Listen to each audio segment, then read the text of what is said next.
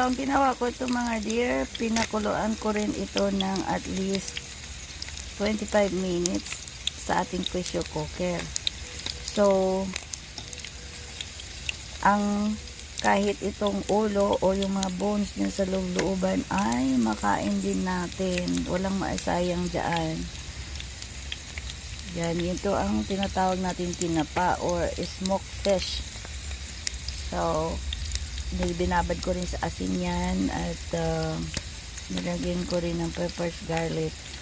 Yun lang, napakasimple. So, tapos in-smoke natin sa ating grill. Ayan.